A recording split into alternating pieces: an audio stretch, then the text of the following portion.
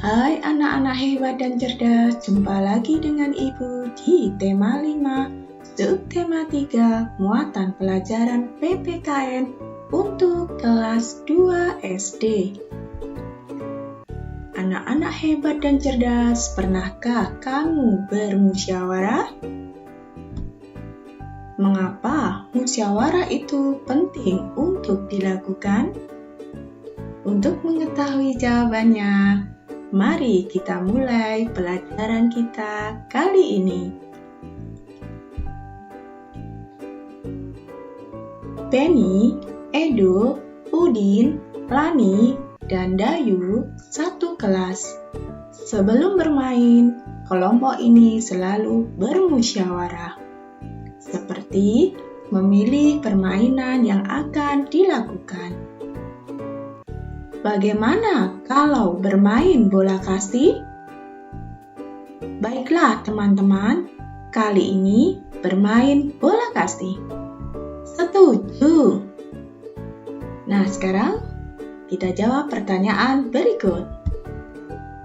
Sila Pancasila keberapa yang diamalkan Penny dan teman-temannya? Ya, sila keempat. Apa bunyi sila tersebut? Bunyinya, kerakyatan yang dipimpin oleh hikmat kebijaksanaan dalam permusyawaratan atau perwakilan. Bagaimana seharusnya sikap kita jika usulan kita tidak disetujui kelompok? Kita harus menerimanya dengan lapang dada. Artinya, meskipun usulan kita tidak disetujui oleh kelompok, kita harus menerimanya dengan senang hati, tidak gusar atau tidak marah. Pengamalan sila keempat Pancasila. Sila keempat Pancasila disimbolkan dengan kepala banteng. Dan bunyinya adalah kerakyatan yang dipimpin oleh hikmat kebijaksanaan dalam permusyawaratan atau perwakilan. Sila ini bermakna bahwa setiap warga negara Indonesia berhak menyampaikan pendapat dalam musyawarah. Dengan bermusyawarah, kita dapat menyelesaikan suatu permasalahan secara bersama-sama. Dalam musyawarah, diperlukan semangat kekeluargaan. Apa itu semangat kekeluargaan? Semangat kekeluargaan itu adalah semangat yang timbul atas dasar kekeluargaan. Artinya, seperti dalam keluarga, ada kebersamaan dengan penuh kasih sayang. Jadi, kita menganggap semua anggota dalam musyawarah itu sebagai keluarga, sehingga akan timbul kebersamaan, dan kebersamaan itu dilandasi oleh sikap saling mengasihi, seperti dalam keluarga. Musyawarah dilakukan untuk mencapai kata mufakat, artinya keputusan dalam musyawarah tersebut berdasarkan persetujuan seluruh anggota musyawarah. Hasil musyawarah adalah keputusan terbaik yang telah didiskusikan atau dimusyawarahkan dan diterima bersama. Nah, sekarang kita akan mempelajari bagaimana sikap yang harus kita miliki saat berdiskusi atau bermusyawarah. Sikap yang harus kita miliki saat berdiskusi antara lain Yang pertama, tidak boleh memaksakan kehendak. Artinya, kita tidak boleh memaksakan keinginan kita untuk dilaksanakan. Yang kedua, menerima hasil musyawarah dengan senang hati. Kita harus melaksanakan keputusan musyawarah dengan senang hati, meskipun mungkin tidak sesuai dengan usul atau pendapat kita. Namun, kita harus tetap menerima hasil musyawarah karena merupakan keputusan bersama dan harus dilaksanakan dengan senang hati. Yang ketiga, mendengarkan pendapat teman.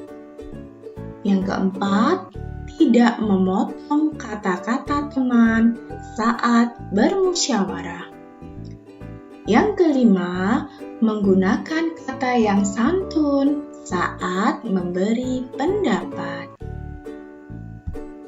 Nah, sekarang kita akan belajar contoh pengamalan sila keempat Pancasila di tempat bermain. Contohnya yaitu yang pertama, menentukan jenis permainan yang akan dilakukan ketika bermain dengan teman. Yang kedua, tidak memaksakan teman untuk bermain di luar kemampuannya.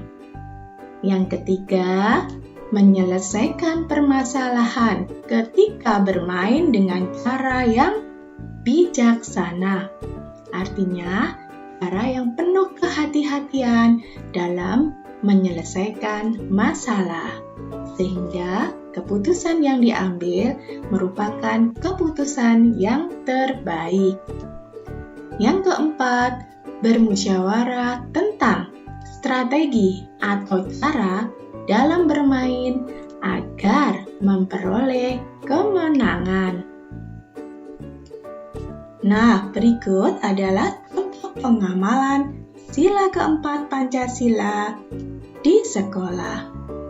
Yang pertama, pemilihan ketua kelas. Yang kedua, pemilihan ketua kelompok dalam tugas kelas. Yang ketiga, bermusyawarah dalam menyelesaikan tugas kelompok. Ini tadi adalah contoh dari Ibu. Kalian boleh mencari contoh yang lainnya. Nah, anak-anak hebat dan cerdas, mari kita lanjutkan dengan pengamalan sila kelima Pancasila. Sila kelima Pancasila dilambangkan padi dan kapas yang berbunyi keadilan sosial bagi seluruh rakyat Indonesia. Sila kelima Pancasila mengajarkan kita untuk bersikap adil terhadap semua orang. Berikut adalah contoh pengamalan sila kelima Pancasila. Yang pertama, hormat kepada anggota keluarga. Yang kedua, senang dengan buatan teman atau hasil karya teman. Yang ketiga, baik terhadap semua teman kelas. Yang keempat, saling menolong kepada semua orang. Yang kelima, ingin selalu maju bersama teman dan adil kepada semua teman. Nah, anak-anak hebat dan cerdas, sikap adil yang diajarkan dalam sila kelima Pancasila akan terjaga jika kita melakukan hak dan kewajiban secara seimbang. Apa itu hak dan kewajiban? Ya, hak adalah segala sesuatu yang harus kita terima. Sedangkan kewajiban adalah segala sesuatu yang harus kita lakukan. Berikut contoh hak dan kewajiban yang harus kita lakukan di tempat bermain.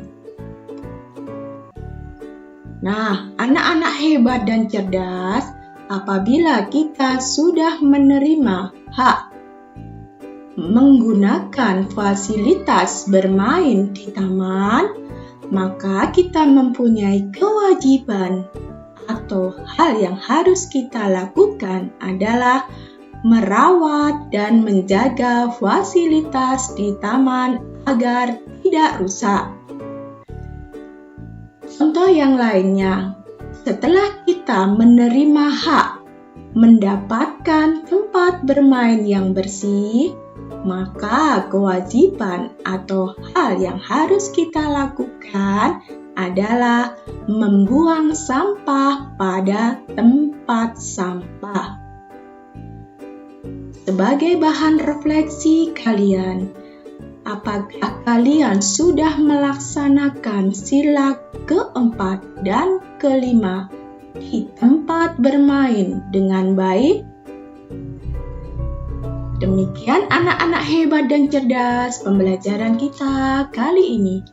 Semoga bermanfaat bagi kalian. Terima kasih atas perhatiannya.